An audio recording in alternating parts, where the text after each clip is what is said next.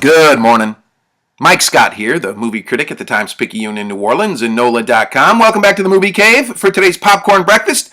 Today is Wednesday, October 8th, 2014, and we'll start today with Robert Downey Jr., the actor, of course, and star of the Iron Man movies, the first movie of which he resurrected his career and really sort of rewrote the blueprint for how superhero franchises should be built.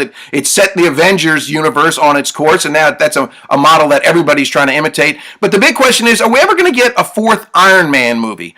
To this point, Downey has said, no, there probably won't be. Even last week, joking about it during an Reddit AMA, in which he said the only way there'll be a fourth Iron Man movie is if Mel Gibson is brought on to direct, which, of course, is not going to happen. But now, on the Ellen DeGeneres show yesterday, he gave us our first indication that, yeah, we're going to get an Iron Man movie. At first, he was parsing his language carefully, sort of dancing around the subject, admitting that there were some negotiations going on, at which point DeGeneres jumped in and pressed him and said, so there's going to be a fourth Iron Man movie. At which point he said, yes, there's going to be a fourth Iron Man movie. And it really, to be honest with you, it only makes sense. Everybody involved has every reason to make a fourth Iron Man movie happen. These movies make all kinds of money at the box office.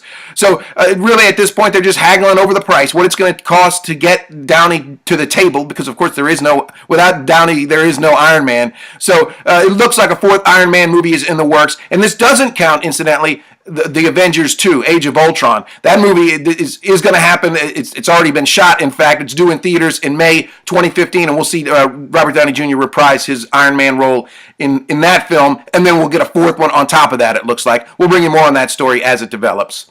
Moving on a little bit to Casey Affleck, the actor in Proud Bostonian, just like his brother Ben. Looks like he's signed on for his next project, and it's going to be a Boston-centric one. This one is titled Boston Strong, based on a book of the same name, and it tells the story of the manhunt for those responsible for the Boston Marathon bombings.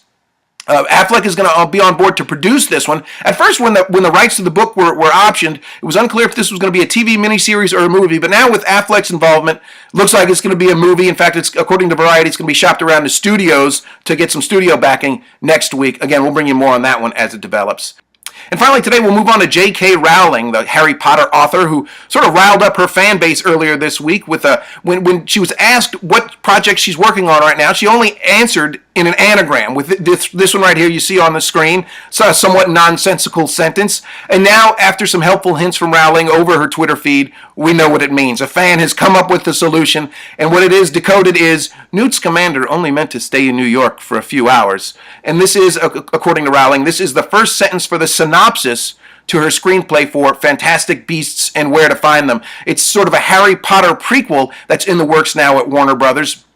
It's set in the same world, the same magical world as Harry Potter, but it's set 70 years before Harry was born. It's also set in New York City.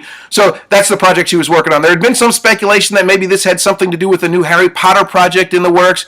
There may or may not be a Harry Potter project in the works, but this riddle had nothing to do with that. It's all about Fantastic Beasts, which incidentally is due in theaters in November 2016. And that's all the time that I have for today. Enjoy the rest of your Wednesday.